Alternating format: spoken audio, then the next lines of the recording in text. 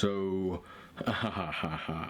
full disclosure, consider this a trigger warning. As the title of the video suggests, this is a diary, which suggests something a little more personal, but along with some literary considerations and talk of a project, this video is more than likely going to include some discussion on such sensitive issues as mental health and all the lovely things that go along with that. So if this is something you would rather not partake in, now would be the time to find greener pastures. Still here? Okay then. The situation here on What Now Island has become not only intolerable, but unsustainable. Strange and terrible vibrations emanating from out of the walls and under the floorboards. For reasons that don't actually have anything to do with this little diatribe, this little stream of consciousness. But because of a pandemic and because of the shielding, I have been locked in this house for just a little over a year. And that's given me an awful lot of time to what we will generously call think. But you know, if there's one person on this planet who I really don't want to spend any extended amount of time with, it's myself. These interactions never end well. But yes, it has given me rather an awful lot of time to think, in a manner of speaking, about just what the hell I'm doing, about just what the hell I'm about. For someone who's been locked in the house for a year, the video input has been negligible. But during that time I was able to edit, pull together and self-publish my book, which has been pretty well received by the 4 people who read it. So my experiences with self-publishing have been no better or worse, let's be honest, than my experiences with traditional publishing, with the minor addition that at least someone has read the book. But a collection of things happened during this time. For instance, some of the agents who I'd submitted the book to, who I'd met with, who I'd taken their notes and made the additions only to be rejected again, I found on Twitter they had signed and got publishing deals for authors who were writing things astoundingly similar to what I was writing. And without proper feedback, I think Vinny! Everyone's a fucking critic. He doesn't want anything, he's barking at his own reflection in the glass in the back door, so I may just have to speak over him because he won't be dissuaded from this activity. But yes, without such a thing as a thorough feedback included in a rejection letter, which I always think every writer feels very privileged when they get a rejection letter that shows that it's at least been read, it's difficult not to take that personally, because it doesn't give you a frame of reference against which to measure yourself. The only frame you do have is, well, I write like this, they write like this, you signed them, not me, it must be. We'll come to this irrational line of thinking in a moment, because I do realise that it is irrational, but I'm going somewhere with this. If there's one thing you don't want in isolation, it's to be further isolated. And you know, I've already got the beer. I'm a master of the creative writing, and subsequent to that, all of my further study into how publishing works and how getting books out there and books read, all it has done has served to make me feel more like an outsider than I ever felt before. I had been led to believe that there was this sort of nomadic camaraderie, this grand welcoming bosom of literary types. And it's like that episode of The Simpsons where, it says no homers. It says no what nows. Because it seems that what I write, what brings me joy, is just non-existent in these fields.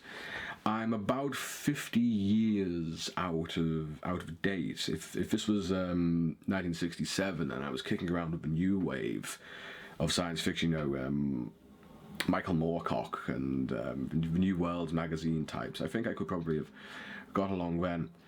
But writing this sort of weird fiction, experimental, non-linear, and non-commercial stuff has made it a very, very lonely experience.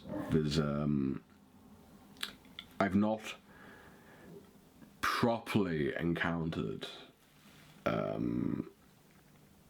writers in this medium, which is something I'm going to get to in a moment. This all sounds very morose, and it is very morose, but you'll see where I'm going with it, trust me. Again, non-linear, I can't help it. I can't think in a straight line. I can't write in a straight line. And the reason I was annoyed was because I was finding myself trying to be dishonest. I was trying to emulate these commercial considerations. I'm not fighting the power here. Well, not right now. I'm not.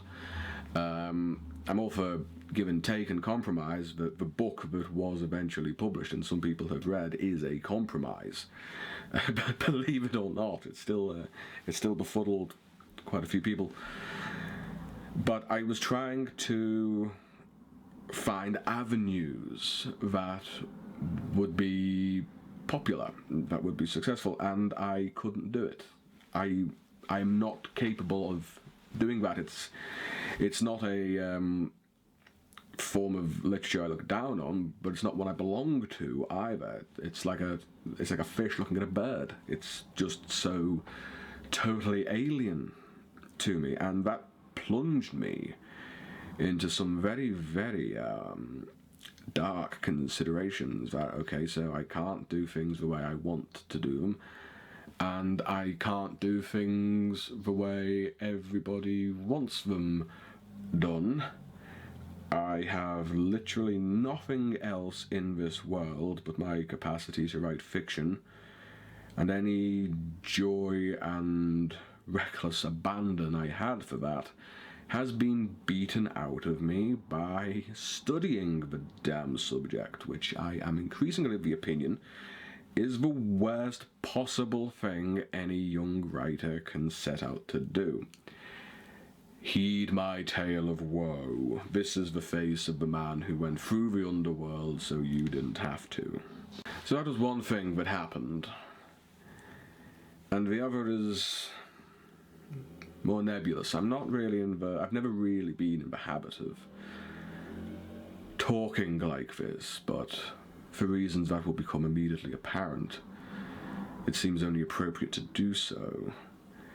I am living in a world that is sick. The world is sick, and it doesn't appear to be getting any better. I am sick, and I do not appear to be getting any better.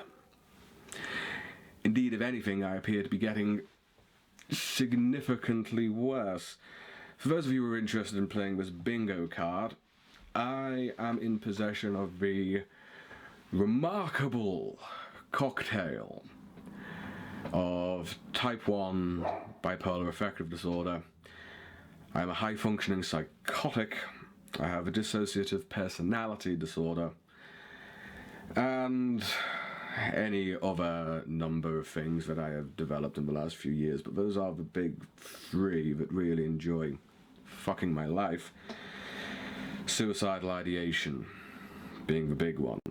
In essence, for the last 12 years, I've been walking around with a creature inside my head that has its grubby little talons on all of the controls, and he is desperately trying to kill me. Things like you're stood on a train platform and you're trying to calculate whether or not you can get onto the tracks before the guard can catch you, that sort of thing. And I've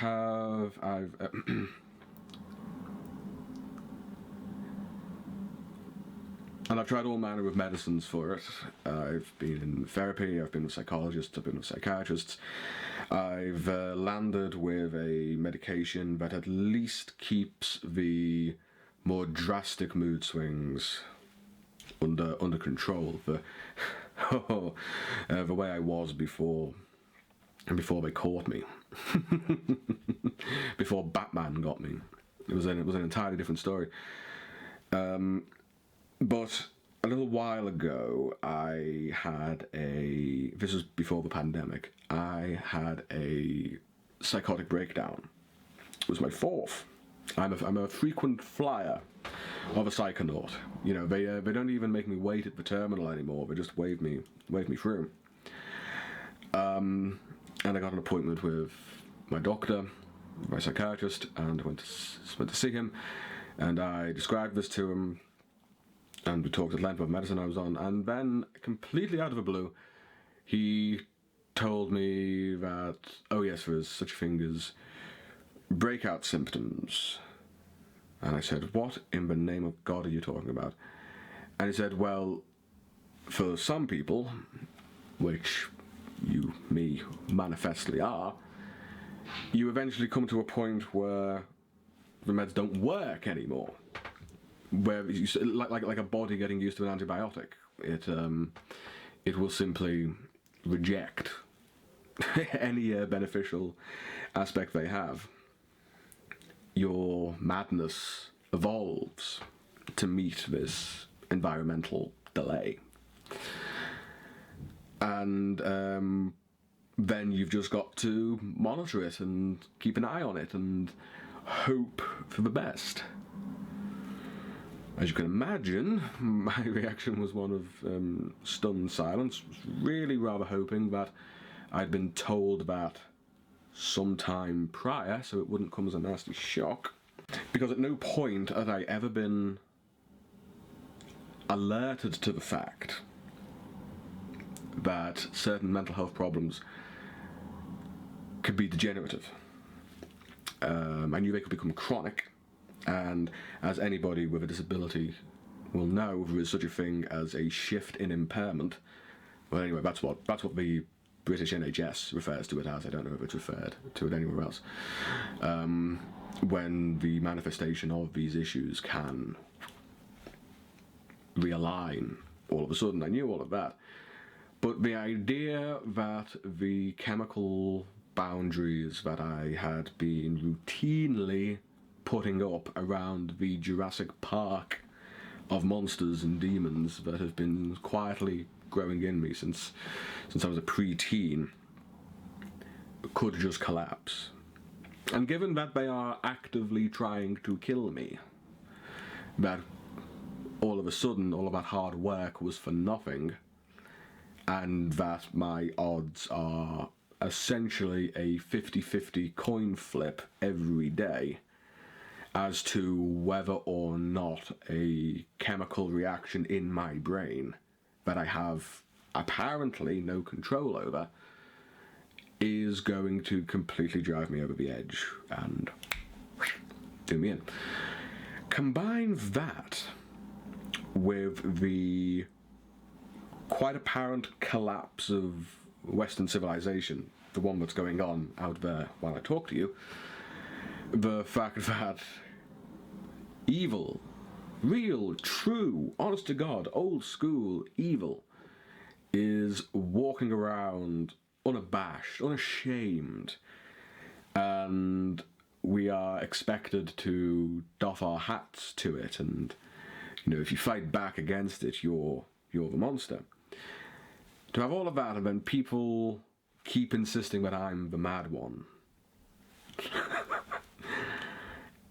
These factors, my difficulty with finding a home for my books, the state of the world, and the degenerative state of my mental health have led me to the realization that it really, really is too short to give a thundering fuck what's popular and what's commercial. I don't have, apparently, it's possible that I do not have the time to worry about writing something purely because it will get the Amazon sales revenue that I'll be able to get adverts on. I don't have, or I'm at least compelled to behave as though I do not have the time, either in my own mentality, because as I say, any day could spark something unruly. And the only thing that makes me feel better, the only thing that gives me any sort of balm or control over this, the only way I can soothe it, is by writing fiction. That's why I started, because it was so necessary to pour. It was like finding the root of the river from which the hallucinations sprang and being able to divert it onto paper. A wonderful ecstatic sensation of being able to move this tulpa universe that I was witnessing into something else. And if that kind of whacked out, broken up, twisted fear and loathing in the fifth dimension stuff is not what publishing houses want, fuck it. I don't have the time anymore. This has been something of a cathartic realization. I'm literally writing as if my life depends on it, because it does. It does. And if you've sat through all of this, you know, chronic, mad Englishman, mad dogs and Englishman, writes twisted fantasies to avoid killing himself or being killed by himself, which is a way I prefer to talk about it, because whatever killed me wouldn't be me. Well, this is my realization that I can't play that game, and I have no interest in playing that game. So if you've sat through all of this and my rather dark reasoning, this leads me to the second part of this diary. So I've set myself a task of writing something impossible, something monumental, one of those once-in-a-lifetime books. And this is really what I'm going to dedicate myself to, writing purely from here on in. There is going to be such a thing as a What Now book. It's going to be something that... Oh, hello, Vinny. Are you coming in? You stop barking now. I was on a roll here. Really fired up, you know? On my soapbox and everything. He's too big. So, yes, if there is going to be such a thing as a What Now book, it's going to have to be the sort of thing that nobody knows what they're going to get when they pick it up. Every single one of them needs to be different. I really feel that I am living and working on a limited time frame, that I'm living on borrowed time. I only have a certain amount available to me in order to do these projects. So if I'm going to do them, they need to be statuesque and eldritch and bizarre and like nothing that my readers have ever read before. And fortunately, I had at least one in my notebooks that was talking to me at great length, and that's what I've started working on in an attempt to get some kind of saddle on this frankly terrifying way of living. as a way of churning that out, chumming those waters, catch the shark, beat it to death, eat its fin, make it into something worthwhile. Because it's got to be made into something worthwhile. I can't just sit here and be, oh no, oh, woe is me. I've got to make something that accurately represents this kind of phenomenon. And I have one, and I've started it, and these videos are going to be probably my not as slow as it once was, but still slow descent into true madness while I complete it. Because I think it'll be interesting for me, if absolutely nobody else, because nobody watches my videos, so I can speak quite freely here, of how this Circus Coming to Town book came into being. But what is the book? Literally nobody asks, but I'm going to talk about it anyway. My new baby is called Dr. Salinger Will Be Right Back. It is a hefty, psychedelic science fiction novel, and the hook of it is you will be able to read it in any order. It only seems appropriate to me that any book about time travel, which this book is, Dr. Salinger being a genius physicist who, due to an accident with some wormhole technology, accidentally becomes the world's first time traveler. And it seems to me that any book that is about time travel should use all of the mind-bending aspects that would go with such a phenomenon in the actual structure of the book. So you will be able to open this, I think the initial estimate is 200,000 words, novel at any point, read it in any direction, and you will still get a story. You will get a different story every time, depending on which way you read it, on which manner you choose to follow the good doctor on his route. And to top it all off, I'm going to illustrate it, which is why I'm holding this pencil. I'm setting myself the task of writing a ridiculous, inside-out, post or neo-new wave science fiction novel that is so non-linear you can read it inside out, and I'm going to fully illustrate it as well, because I think books should be illustrated. I've told you, I don't fucking care anymore. Don't tell me that grown-up books shouldn't be illustrated. I'm going to do it. I'm done. I'm done playing nice. I spent years and thousands of pounds trying to get expert advice off of people, and it was all wrong. All of it was wrong. Even their recommendations on a good place to get lunch, wrong. As we speak here on Tuesday, the 20-something of March, I think, time, oddly enough, really isn't my friend. I'm not exactly certain what the date is, but at this moment in time, I have the rough playing outline of where things go, and I've got about 10,000 words of actual prose to go with it. I don't know how often I'll be making these videos, because as I say, time is not my friend. What I think is a week could be a month, could be 2 days, who knows. But I'm keeping a log of it here because I'm not a well man. And I'm very, very sincere about making every word count. And I think if I pull this off, it could be something special. And besides, I literally have no idea of what videos to make for AuthorTube.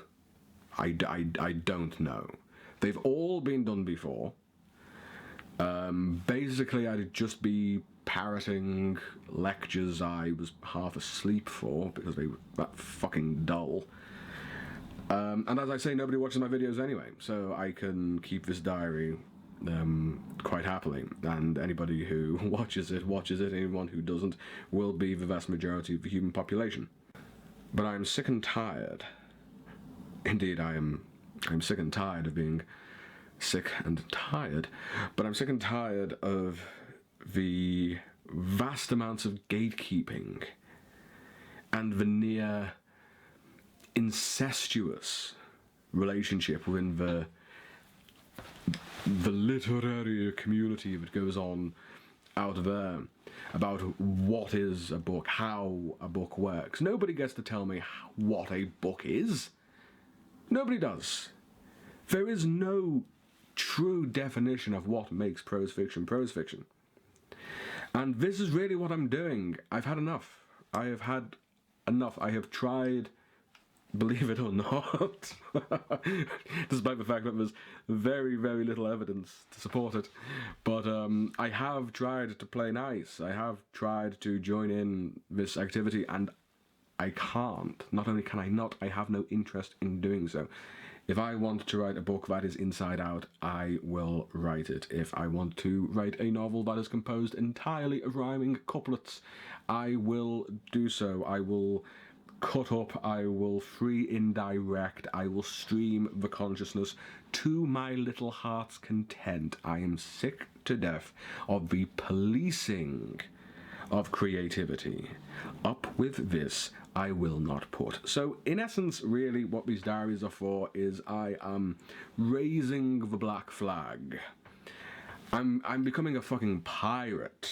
I'm done. What Now Island is Nassau, so far as anyone else is concerned. And even though I have an academic qualification and I've been through that, I really don't think it applies to this. I can't sit here. I literally have letters after my name. Literally a master of the art. I don't think I have the right or the authority to sit here and tell you how you should go about your writing. If anything, I'm going to sit here and say nobody has the right to tell you how to go about your writing. It is only in this will we have true freedom of expression, true freedom of creativity. And that's sort of what I'm dedicating myself towards, because I don't have an awful lot else. So, this has been a much, much more open video than I thought it was going to be. I'm going to publish it anyway, because as I said, nobody watches these things. But it's all sort of just sitting under my skin. And the only thing I have, the only outlet I have to talk to, is this little rectangular box here. So, yes, I have begun work on the strangest novel you will ever read. I thought the last one was going to be. Unfortunately, some people seem to understand it. It's not a mistake I'm going to make twice. Yes, I will be reporting on this project as it comes along. Any observations I have, any thoughts I have, they will be here. Oh dear, dear, dear me, ladies and gentlemen, brothers and sisters, friends and comrades all. It does not do to be a madman in a sane person's world. Good evening.